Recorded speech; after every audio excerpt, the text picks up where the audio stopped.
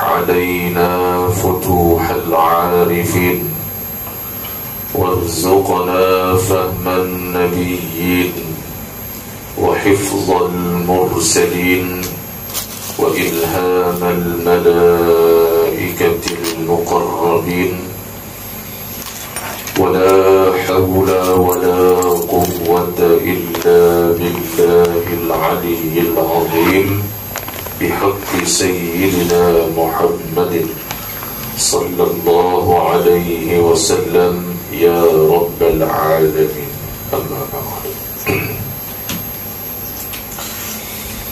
Yang saya muliakan para hadirin hadirat muslimin muslimat yang dikasihi dan dirahmati oleh Allah Subhanahu wa ta'ala.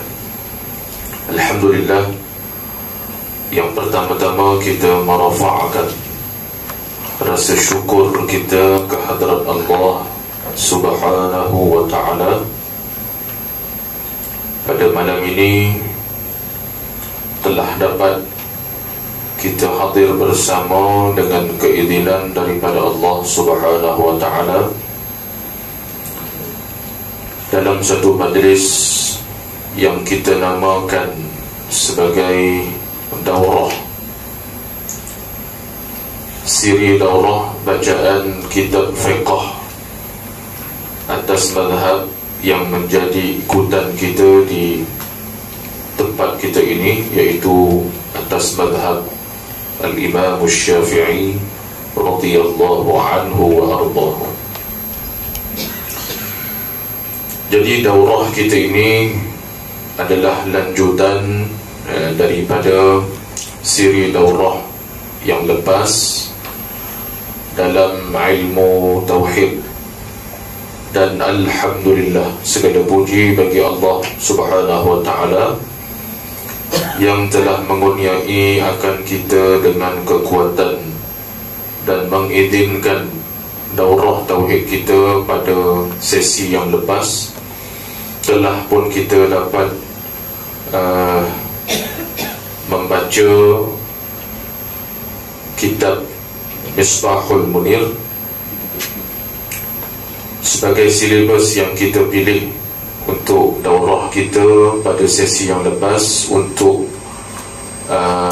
melepaskan kefarduan kita dalam ilmu tauhid menurut jalanan ahli sunnati wal jamaah. Dan insyaAllah kita pada malam ini kita akan baca sedikit pendahuluan kitab kita, dan insyaAllah setelah kita selesai muqaddimah pada malam ini, kita akan ada penyampaian sijil atas kepada yang telah berjaya mengikuti daurah yang lepas dalam ilmu tauhid secara khatam, dan kita akan anugerahkan pemberian sijil yang menunjukkan sebagai salah satu daripada bukti bahawa kita telah pun mengikuti siri daurah, walaupun memakan masa yang sebenarnya agak lama juga kita nak khatam kerana faktor penentuan masa kuliah dan lain-lain masyaqqah yang menyebabkan daurah kita dalam ilmu tauhid yang lepas memakan masa setahun dua untuk kita selesaikan daurahnya. Biarpun alhamdulillah Allah Ta'ala mengizinkan kita memudahkan pembacaannya. Jadi setelah daripada itu, atas amanah sebenarnya daripada Allahyarham Tuan Guru kita Fadil Ustaz Ruslan rahimahullahu ta'ala, yang beliau kembali ke rahmatullah, sebelumnya beliau ada menyatakan pada saya untuk meneruskan pula dengan daurah bacaan kitab fiqh. Jadi awal-awalnya saya ada menyebut kepada beliau sebelum beliau kembali ke rahmatullah, beliau mencadangkan untuk meneruskan daurah dengan bacaan fiqh, kitab fiqh, maka dia sempat tanya saya, agak-agaknya kita apa yang sesuai. Jadi saya pun fikir dulu, kemudian saya hubungi beliau dan memaklumkan kitab yang akan menjadi pilihan untuk daurah kali ini dalam bab fiqh, kitab Hidangan Penuntut. Jadi setelah melihat kepada kesesuaian dan juga isi kandungan yang tidaklah begitu tebal, jadi rasa-rasanya sesuailah untuk kitab ini sebagai kita untuk menunaikan daurah fiqh, seperti mana sebenarnya kita ni menunaikan amanah dan hajat daripada pimpinan kita, Allahyarham Ustaz Raslan. Jadi sama-sama lah kita menunaikan hajat beliau, dan sebenarnya lebih besar dari itu ialah tanggungjawab kita untuk mempelajari tiap-tiap 3 bidang ilmu yang mesti kita belajar. Tauhid, alhamdulillah kita selesai. Fiqh akan kita mula pada malam ini, dan selepas daripada itu jika diizinkan Allah ada daurah untuk apa dia, tasawuf, itu cerita kemudian lah. Jadi bagi melengkapkan ketiga-tiga bidang ilmu yang wajib atas tiap-tiap mukallaf mengetahuinya. Jadi kita malam ni kita akan mula membaca kitab kita ni, Hidangan Penuntut, pada menghuraikan yang kusut. Kitab saya ni kitab Rumi, ya, kitab saya ni kitab Rumi. Siapa yang kitab Jawi tak ada masalah, ya. Sebab saya dulu asal-asal mengajar kitab ni, yang belajar dulu tu nak kitab Rumi, maka saya pun guna Rumi lah, ya. Tapi Rumi dengan apa dianya, Jawi, susunan sama, cuma muka surat sajalah, ya, yang tidak sama, itu saja. Jadi insyaAllah malam ni kita mulakan siri daurah kita ni dengan pendahuluan pada muka surat 3 nombor Roman tu.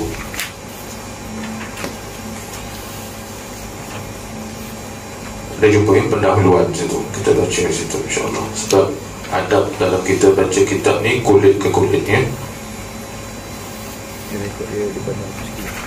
Bismillahirrahmanirrahim. Qala al-Syekh al-Musannif wal-Muallif Ustaz Haji Abdul Ghani bin Haji Yahya rahimahullahu ta'ala rahmatan wasi'ah. Kata dia, Bismillahirrahmanirrahim. Dia memulakan penulisan kitabnya, kitab ini, dengan Bismillahirrahmanirrahim. Alhamdulillahi Rabbil Alamin, wassalatu wassalamu ala Sayyidina Muhammad ashrafil mursalin wa ala alihi wa ashabihi ajma'in. Segala puji bagi Allah, Tuhan seru sekalian alam, Tuhan yang maha pemurah lagi yang maha mengasihani, Tuhan yang memiliki hari kiamat, yakni memiliki itu menguasai. Kepada Engkau aku sembah, dan kepada Engkaulah aku memohon pertolongan. Ini terjemah daripada bacaan surah Al-Fatihah. Berilah kami petunjuk ke jalan yang lurus, yakni jalan mereka, yakni nabi-nabi yang Engkau telah kurniakan nikmat kepada mereka itu, bukan jalan orang-orang yang dikutuk dan orang-orang yang sesat. Inilah ayat apa ni? Ghairil maghdubi alaihim waladdallin. Itu dia. Ini makna apa dia terjemah daripada Al-Fatihah. Amin ya Rabbal Alamin. Kemudian dari sejak saya yakni Al-Fadil, tuan pengarang kitab kita Ustaz Haji Abdul Ghani bin Haji Yahya rahimahullah ta'ala, al-marhum, ya.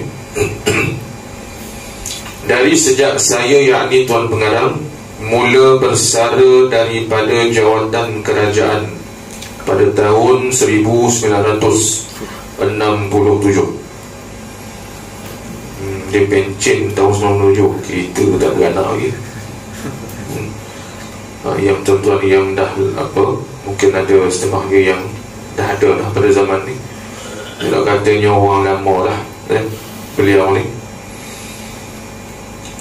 Selalu kawan-kawan dan penuntut-penuntut khasnya, penuntut-penuntut darjah 4 hingga darjah khas di sekolah-sekolah agama Johor minta saya susun, minta kepada tuan pengarang kitab kita ni almarhum,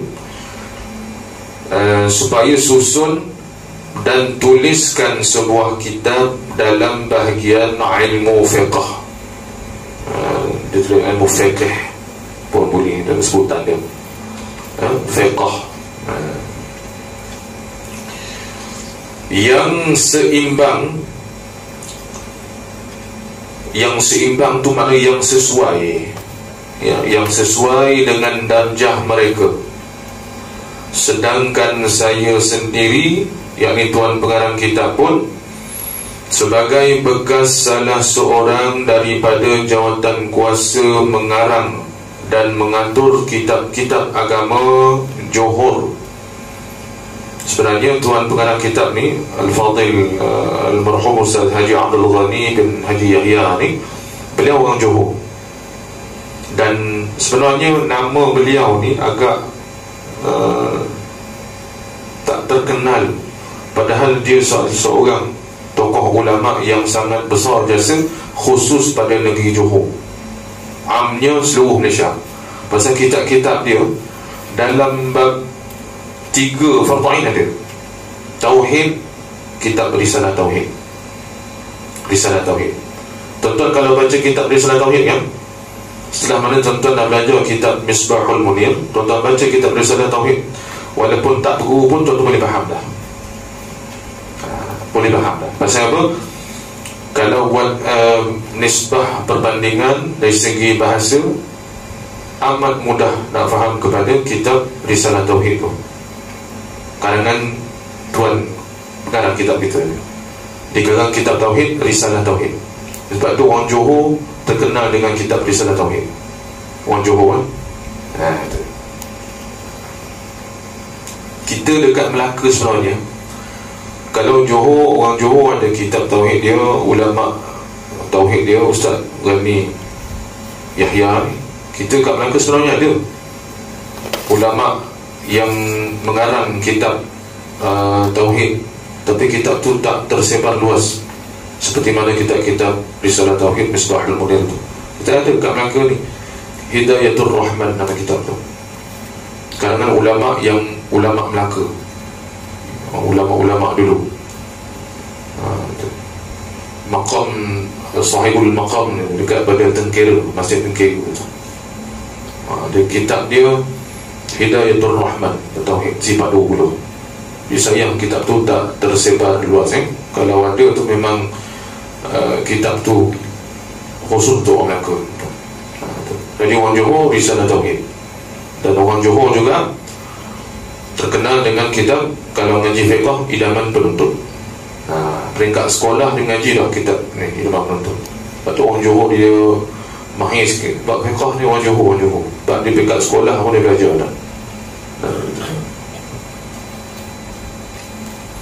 Baik,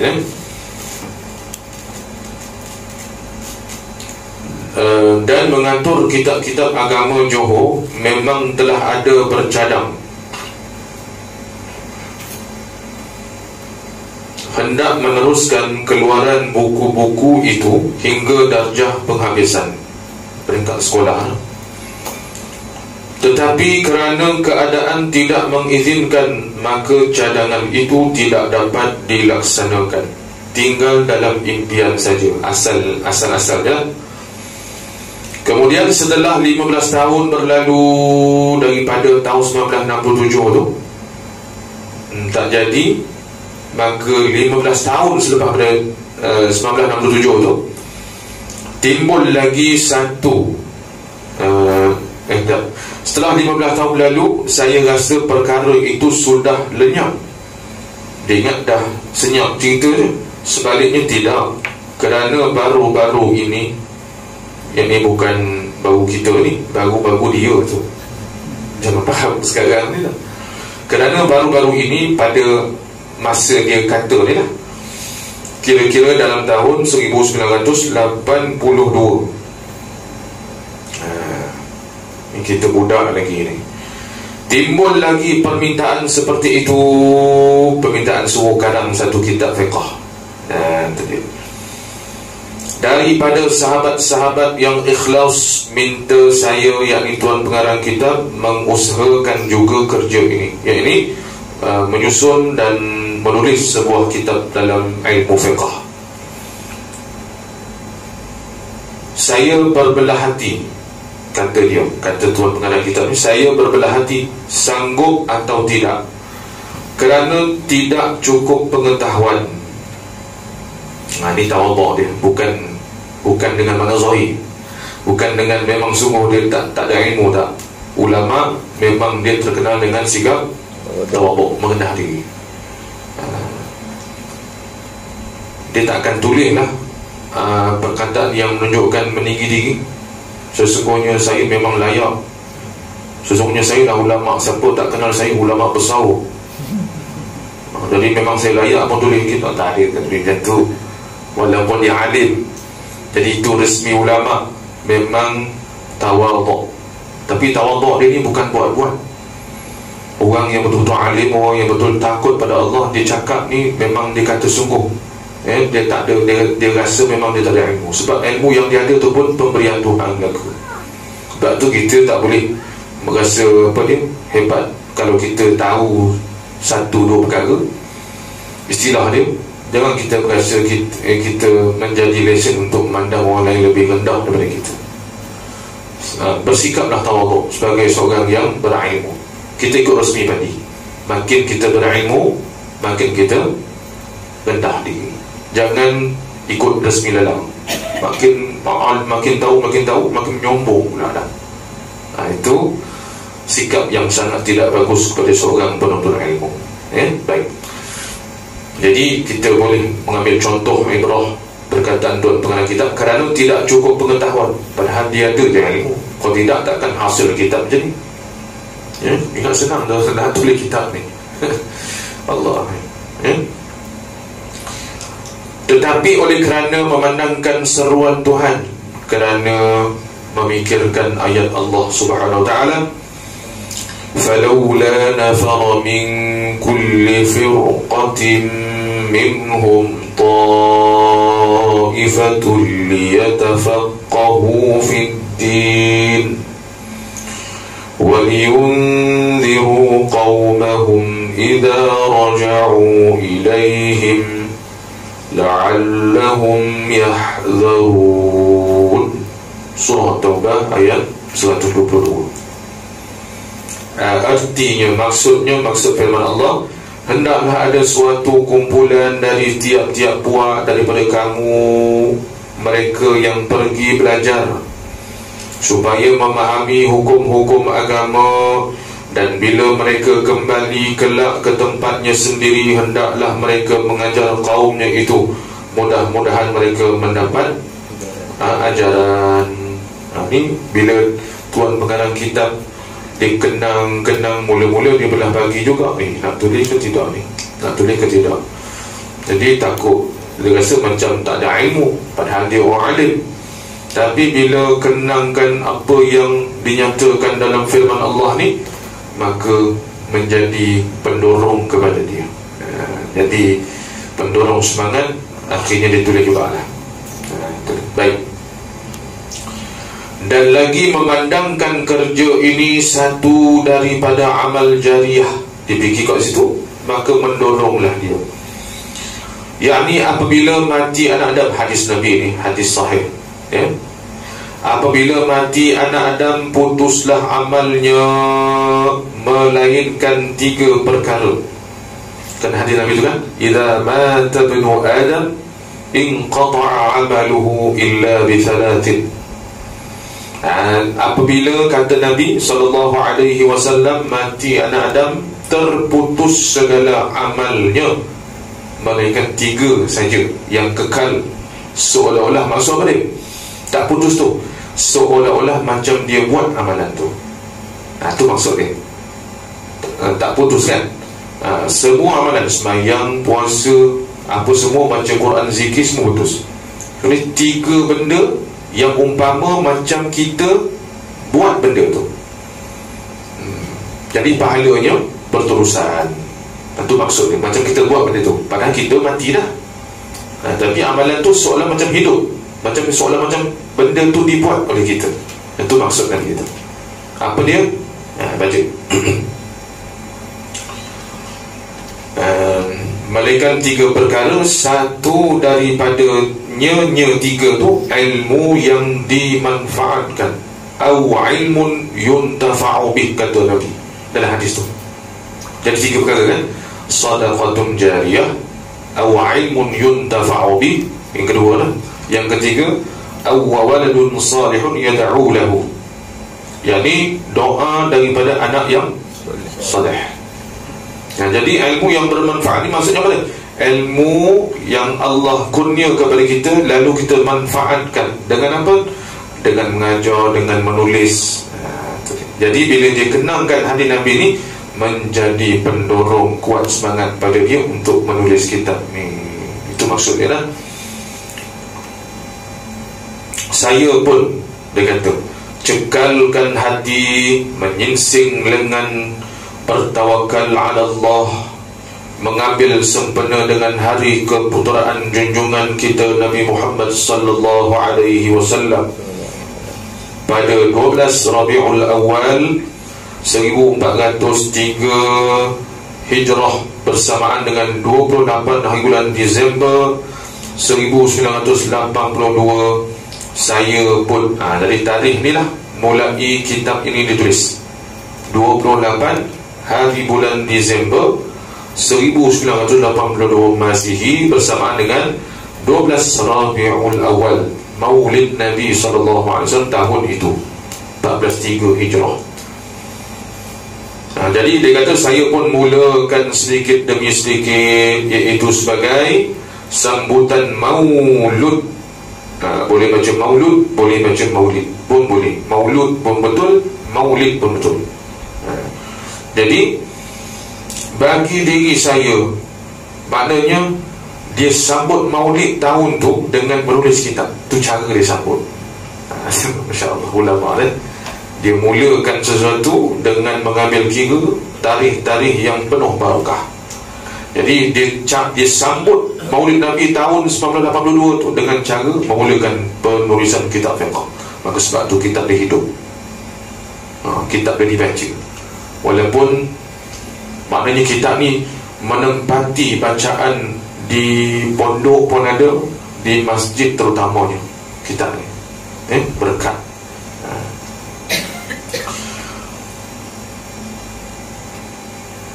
Maka alhamdulillah, maka terlaksanalah ia bagaimana yang ada ini. Saya namakan dia dengan nama kitab ni lah, Idaman Penuntut pada Menguraikan yang Kusut, tajuk kitab dia. Itulah. Jadi Idaman Penuntut ni antara kitab yang masyhur sebenarnya, yang dibaca di masjid. Dan kalau kita baca kitab ni, insya-Allah lepas fardu'ain fiqh, kerana disusun ikut bab demi bab yang mana wajib diketahui oleh tiap-tiap mukallaf. Okey, bab tauhid kita selesai dah. Jadi bab fiqh ni lah kita nak bicara pula, insya-Allah. Baik, kemudian dia kata pada mulanya kitab ini ditulis dalam huruf Jawi, asalnya Jawi lah, oleh sebab banyak permintaan supaya dipindahkan ke huruf Romi, maka saya pun minta pertolongan daripada 2 orang anak perempuan saya. Anak perempuan dia bernama Raiqah dan Syukriyah, memindahkan kepada huruf Romi. Tetapi kedua-duanya dapat membuat separuh kitab saja, separuh je. Kemudian saya minta cucu saya bernama Najwa Muhammad Ayub menyudahkan sehingga habis. Jadi selesailah. Maka saya berharap dengan sebesar harapan kepada Allah Subhanahu wa ta'ala, barang apalah kiranya mengurniakan saya ikhlas dalam apa jua usaha semata-mata kerana Allah, dan memohon dengan segala tawaduk, moga-moga usaha ini menjadi bekalan kepada saya dan guru-guru saya selepas saya meninggal dunia. Lebih-lebih lagi besar harapan saya, moga-moga kitab ini berguna dan memberi manfaat kepada orang Islam amnya dan anak bangsa saya, kata dia. Khasnya ini, maka ala kulli syai'in qadir wa bil ijabatil jadir. Jadi dia mengharapkan ikhlas, ya, mengharapkan keikhlasan kurniaan Allah kepada dia, dan menjadikan tulisan dia ni sebagai satu amal jariah, ya, kepada beliau. Dan ayat yang akhir tu dia kata apa dia? Moga-moga kitab ni berguna dan memberi manfaat kepada orang Islam amnya dan anak bangsa saya, bangsa Melayu kita. InsyaAllah. Jadi bila kita belajar ni, kita menggunakan kitab ini, sebenarnya kita membantu menyebarkan isi kandungan, isi tulisan beliau dalam bab fiqh. Maka sebenarnya kita pun dapat pahala. Lebih-lebih lagi sahibul kitab kita ni, tuan yang mempunyai kitab ni, beliau mendapat ganjaran yang besar daripada Allah. Pahala mengalir saja kepada beliau ni. Dan kemudian sandaran saya, sandaran mana? Rujukan. Rujukan saya, yang itu pengarang kitab dalam kitab ini, dalam kitab Idaman Penuntut ni, ialah dari yang pertama kitab Matla' Al-Badrain. Ini kitab yang terkenal juga dalam alam Melayu, kitab fiqh alam Melayu, Matla' Al-Badrain, ulama Fatani yang sekarang bagi kitab Matla' bagi.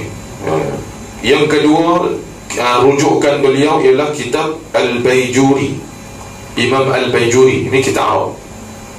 Ini fiqh mazhab Syafi'i, ini dah kitab yang besar ni, Baijuri, Imam Al-Baijuri. Kemudian yang ketiga rujukan beliau kitab Al-Bujairimi, Hasyiah Bujairimi Al-Iqna. Ini semua kitab-kitab besar mereka, kitab Arab ni. Jadi 2 kitab Arab, 1 kitab Melayu. Tapi ketiga-tiga ni kitab yang mu'tabar berlaku dalam alam Melayu kita. Kitab Baijuri, kitab Bujairimi, ni semua kitab pondok berlaku ni.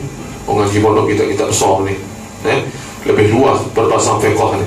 Jadi tuan pengarang kitab kita ni, dia merujuk sebagai satu sandaran dalam menghasilkan tulisan ni dengan merujuk pada 3 kitab yang besar. Sebenarnya banyak kitab lagi, kitab-kitab besar ni. Baik.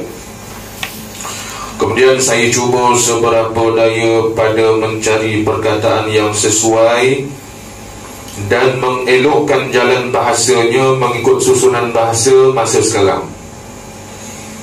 Masa itulah 1980. Tetapi sebagai seorang manusia, kata dia, tidak sunyi daripada kelemahan, tersilap dan lupa. Kadang-kala apa yang saya fikir elok itu tidak elok pada orang lain. Tawaduk dia lah. Dan demikian juga sebaliknya, apa yang elok pada orang lain tidak elok pada saya. Begitulah keadaannya, jarang hendak dapat cukup sempurna pada seseorang.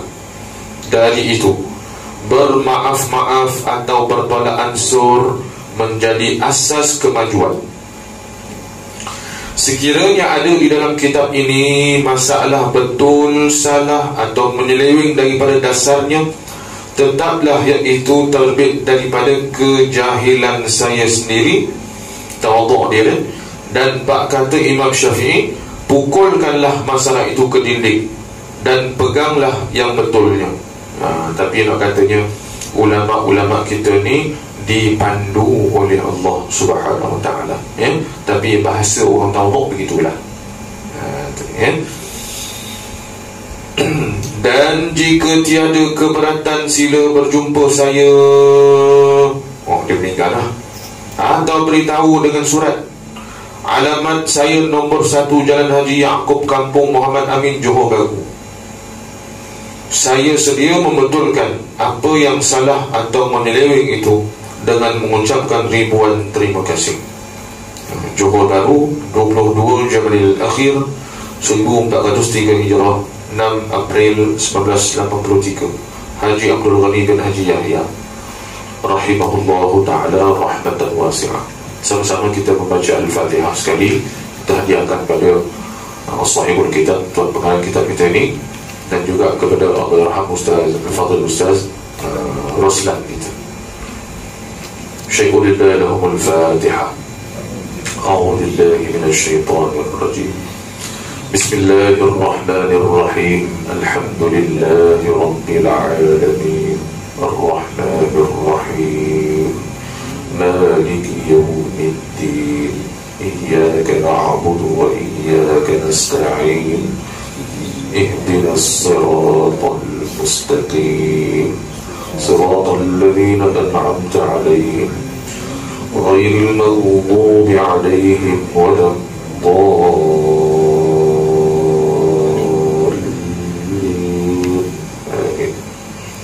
Wallahu a'lam. InsyaAllah kita sambung pada daurah akan datang.